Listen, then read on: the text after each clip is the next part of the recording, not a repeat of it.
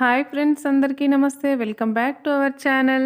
పిల్లలు కానీ పెద్దలు కానీ ఎంతో ఇష్టంగా తినే స్ట్రీట్ స్టైల్లో ఎగ్ వెజ్ రోల్ని మనం ఇంట్లో ఈజీగా ప్రిపేర్ చేసుకోవచ్చు.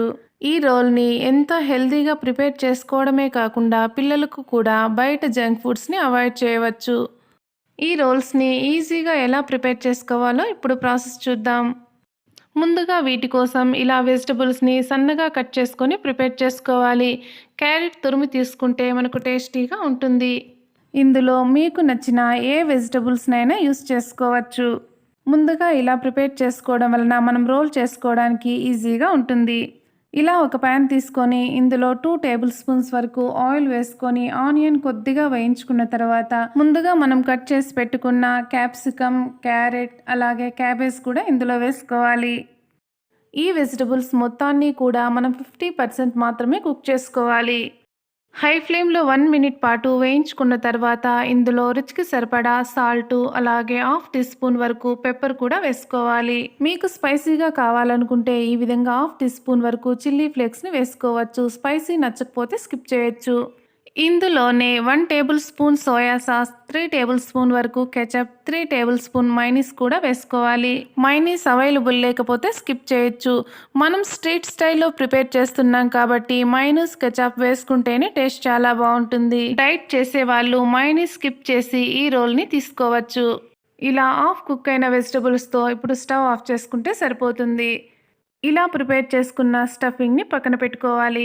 మనం రోల్స్ చేసుకోవాలనుకున్నప్పుడు ముందుగానే ఇలా చపాతీలను ప్రిపేర్ చేసుకొని పక్కన పెట్టుకోవాలి.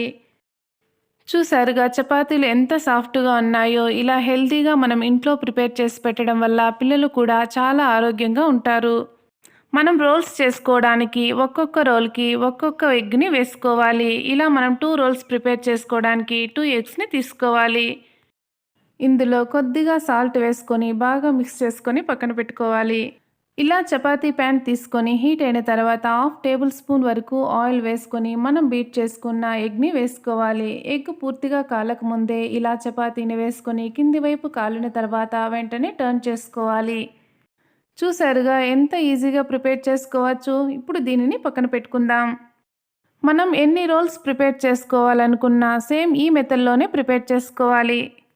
ఈ ఎగ్ వెజ్ రోల్స్ ఒక్కటి తిన్నా చాలు, మనకు కడుపు నిండుగా అనిపిస్తుంది. మన ఛానల్ విజిట్ చేయండి. మీకు నచ్చితే తప్పకుండా సబ్స్క్రైబ్ చేసుకోండి.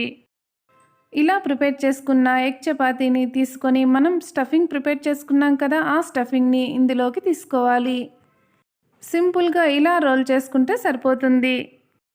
పిల్లలకు స్నాక్స్ తినాలనుకున్నప్పుడు లేదా ఎవరైనా గెస్ట్లు వచ్చినప్పుడు ఇలా ట్రై చేస్తే టేస్ట్కు టేస్ట్, ఆరోగ్యానికి ఆరోగ్యం.